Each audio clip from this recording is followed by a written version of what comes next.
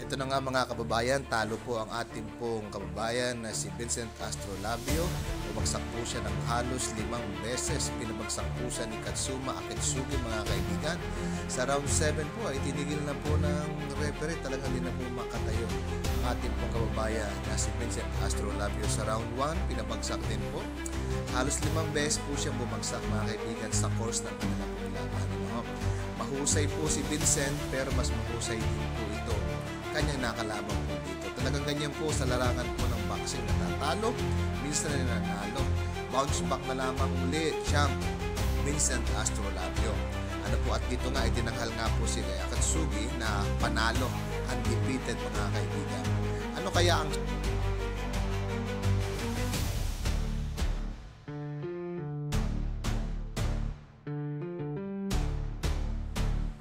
narito, balikan po natin yung round 7.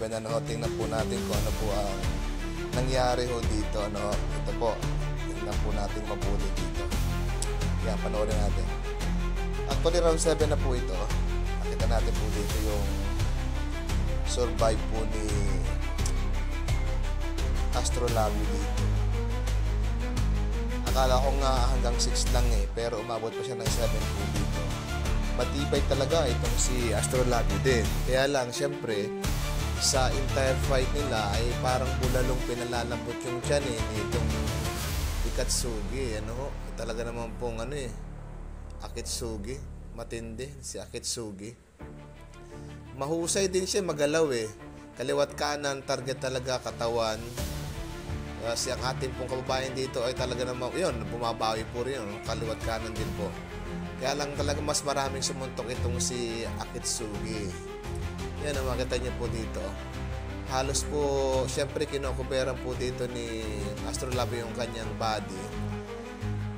Trying to survive. Sa round 7 po na ito. Nakatayo pa rin po sa gitna. Si Akatsugi po ay may distance, medyo matangkad, mahaba ang kamay.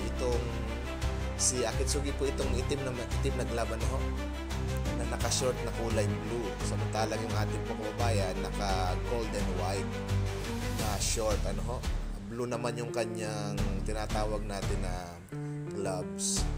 So ito po dito si Akitsugi gumagalaw. Rin po may lakas din pong ating kababayan dito kaya nag-iingat din po itong si Akitsugi dito. Dahil baka ma-tsempuhan talaga po siya may dugo na nga itong si Akitsugi.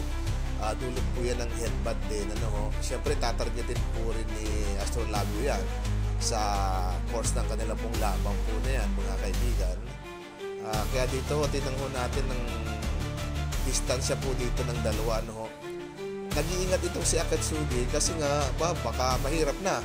Kahit napabagsak niya na itong ating kababayan may lakas pa rin po yan Sa larangan kasi ng boxing importante yung lakas din, timing, precision, mga kaibigan, stamina, tibay ng katawan. Dito makita po natin itong kalaban nating Hapon. Ayan, bumagsak na po dito si Acero, at dito na po itinigil po ng referee sa round 7 na ito.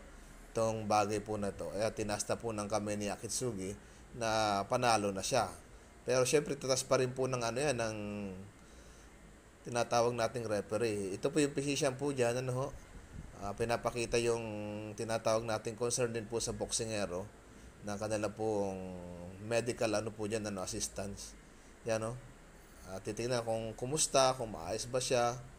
So ito naman yung sugat ni Akitsugi sa kanya pong replay. Tingnan natin yung replay niya yan. Boom. Yun, talaga masakit yun, syempre, ilang beses ka ba naman mapabagsak Ito na nga po yun, mga kababayan,